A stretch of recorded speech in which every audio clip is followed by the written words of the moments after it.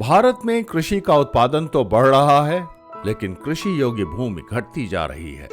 ऐसे में किसानों के लिए अतिरिक्त आय के स्रोत बेहद जरूरी हैं। मधुमक्खी पालन एक ऐसा व्यवसाय है जो न सिर्फ आय और रोजगार देता है, बल्कि पर्यावरण को भी शुद्ध रखता है।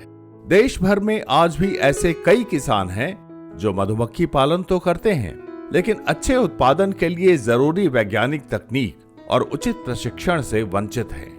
इस कारण वे या तो नुकसान उठाते हैं या फिर मधुमक्खी पालन छोड़ देते हैं। इसके अलावा खराब गुणवत्ता के डिब्बों की वजह से मधुमक्खियों में बीमारियां फैलती हैं, जिससे उत्पादन प्रभावित होता है।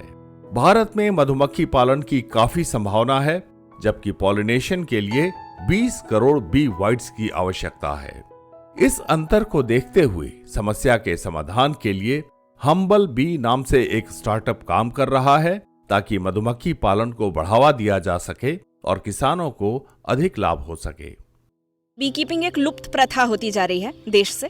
बी कीपिंग के बहुत सारे कारक हैं, क्यों ऐसा हो रहा है इसके पीछे बहुत सारे कारण हैं। एक तो ये है कि जो मधुमक्खी पालक है वो अच्छी तरीके से जो साइंटिफिक टेक्निक होती है उसमें ट्रेंड नहीं होते हैं। दूसरा, माइग्रेशन करेंगे अगर वो, तो उनके साल में ज़्यादा नंबर ऑफ हार्वेस्ट होंगे, उत्पादन ज़्यादा बार होगा। लेकिन एक छोटा बी कीपर जो है वो आज की डेट पे माइग्रेट नहीं कर पाता है, क्योंकि उसके पास कम हाइव्स होते हैं, उसको इतना वर्थ नहीं लगता है अपने पैसे का। तीसरा चीज़ ये है कि जो डब्बे उनको प्राप्त होते हैं वो बहुत ही घटिया क्वालिटी के होते हैं। वो मैंगो वुड या जंगल वुड से बने होते हैं। पहली बारिश के साथ वो स्वेल हो जाते हैं, हनी में कंटामिनेशन हो जाता है, हैवी मेटल पाया जाता है। जब डब्बे स्वेल हो जाते हैं तो मॉइस्चर बढ़ जाता है, बीज सिग्नलिंग से कम्युनिकेट करती हैं, तो वो एक दूसरे से बात नहीं कर पाती है, जिसकी वजह से वो इरिटेट हो जाती है, डिजीज़ आ जाते हैं, उसमें उड़ जाती हैं वो। तो बहुत सारी ऐसी चीज़ें होती है जिसकी वजह से बी कीपिंग अच्छे से फ्लरिश नहीं हुआ है इंडिया में। स्कोप बहुत है, पोटेंशियल बहुत है। अभी हमारे पास केवल 34 लाख बी हाइव्स हैं देश में, जबकि अगर हमें पॉलिनेशन करना होगा, जिसको हम परागण बोलते हैं, ताकि हर एक फ्लावर फूल बने, इसके लिए हमें 20 करोड़ बी हाइव्स चाहिए। तो आप सोच सकते हैं कि 60 गुना अधिक बी हाइव्स की रिक्वायरमेंट है, बट हमारे देश में है नहीं। तो इस वजह से हम इस पर काम कर रहे हैं। मधुमक्खी पालन और कृषि का गहरा और पुराना रिश्ता है। उदाहरण के तौर पर दलहन, तिलहन, फूल और मसाले सभी बीजों के विकास के लिए मधुमक्खियों के परागण पर निर्भर करते हैं। अगर मधुमक्खी को खेत से हटा दिया जाए तो इन फसलों का उत्पादन मुश्किल हो जाएगा। इस वजह से मधुमक्खी पालन को कृषि के 5वें इनपुट के तौर पर मान्यता दी गई है। हालांकि इस बारे में जागरूकता अब भी सीमित है। हम्बल बी स्टार्टअप का उद्देश्य एक ऐसा मॉडल बनाना है जैसा अमूल ने दूध के क्षेत्र में किया। हर मधुमक्खी पालन करने वाले किसान को न सिर्फ प्रशिक्षण मिले, बल्कि उच्च गुणवत्ता वाले हाइव्स और मजबूत मधुमक्खी कॉलोनियां भी मिले। स्टार्टअप ने एक mobile phone based application be kind इजाद किया है, जो निर्णय लेने की प्रक्रिया को आसान बनाता है।